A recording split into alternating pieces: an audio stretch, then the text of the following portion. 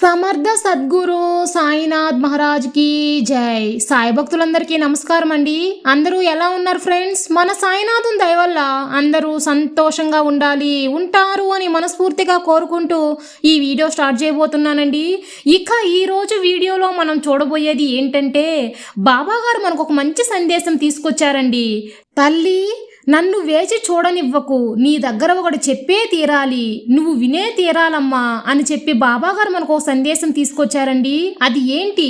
బాబాగారు ఆ సందేశం గురించి ఏం చెప్పబోతున్నారు అని మన సాయినాథుని మాటల్లోనే విందామా. బాబాగారు ఏం చెప్తున్నారంటే, తల్లి, నీ మనసు నిండుగా ఉత్సాహంగా ఉంటావు, నీ మనసుకు ఆనందం కలిగేలా చేస్తాను, ఇది విని పడుకో అమ్మా, రేపు అందమైన రోజుగా ఉంటుంది, నీ దగ్గర ఒక విషయం చెప్పాలనే వచ్చాను బిడ్డ, నువ్వు ఇది వినే తీరాలి. మనసు నెమ్మదిగా ఉండే కాలం రాబోతుంది, ప్రశాంతమైన సంతోషమైన జీవితం నువ్వు అందుకోబోతున్నావు, నీకు ప్రశాంతమైన కాలం వచ్చేసింది, నువ్వు చెయ్యాల్సింది మాత్రం చెయ్యి, కొరవయ్యన్నీ తానుగా జరిగిపోతాయి, నువ్వు ఎదుర్కొనే ఓటములు కష్టాలు అన్నీ పోయి నీకు దుఃఖం పోయి ఆనందం సంతోషం రాబోతుందమ్మా, నిన్ను కాపాడేది నేనే, ఇప్పుడు నీ కష్టాన్ని దూరం చేయడానికి వచ్చాను, అది కూడా నీ బాబానే తల్లి, ఇక మీద ధైర్యంగా ఉండు, అందరూ నీ మనసు గాయపడేలా ఉన్నారని ఆలోచించి దిగులు పడవద్దు, అలాంటి వారి నుంచి దూరంగా ఉండు, చెడుని దగ్గరికి రానివ్వకుండా చేస్తాను కదా, నువ్వు నీ వల్ల అయినంత సాయం చెయ్యి, అందుకైన ప్రతిఫలం మాత్రం ఎదురు చూడకు, నువ్వు ఒక్క పని చేస్తే నీకు భగవంతుడు 100 పనులను చేస్తాడు తల్లి, నీ కష్టమంతా ఆఖరిగడ్డానికి వచ్చేసింది, నేను చెప్పేది అర్థమైంది కదా, లేని వారికి సాయం చెయ్యి, కొన్ని ప్రాణాలు కూడా ఆదరించు, కుదరకపోతే వాళ్ళ కోసం రాణించు, ఏ ప్రాణానికైనా ఏ జీవికైనా మంచి కోరిన వారికి దేవుడు జీవితాన్ని ఇస్తాడు బిడ్డ. ఇది ఎందుకు చెబుతున్నారో తెలుసా? ప్రశాంతత నెమ్మది కోసం పాకులాడుతున్నావు కదా, నీ జీవితం కోసం ఆలోచించి నిర్ణయం తీసుకో,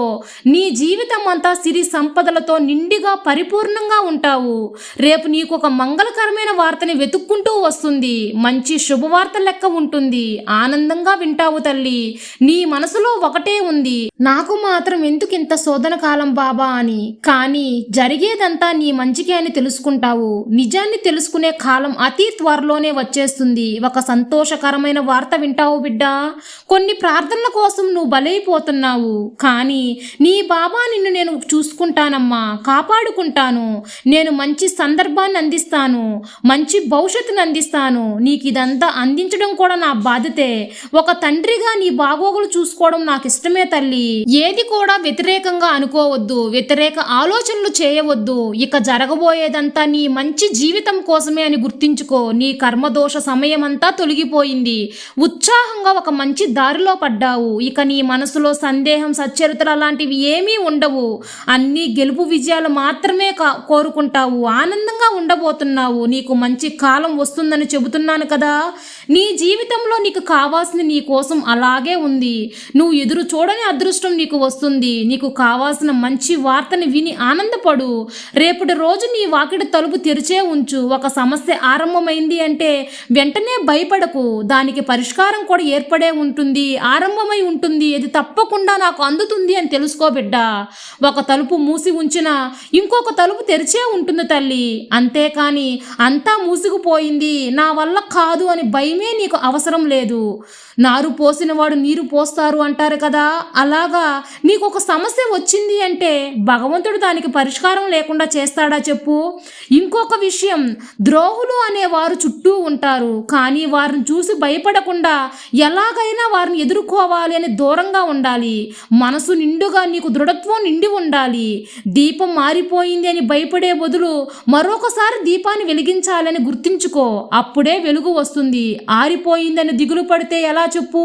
పరిగెత్తు, నీ లక్ష్యం చేరే వరకు పరిగెత్తు, అందరూ నిన్ను నీ గొప్పతనాన్ని తెలుసుకునే వరకు పరిగెత్తు, నీ ఆలోచనలు గొప్పవ తల్లి, తప్పకుండా నీ జీవితంలో మంచి జరుగుతుంది, ఇప్పుడు ప్రశాంతంగా నిద్రపో, నీ సాయి తండ్రి ఎల్లవేళలా నీకు తోడుండగా నీకు భయమెందుకు బిడ్డ. సర్వే జనా సుఖినో భవంతు. జై సాయిరాం.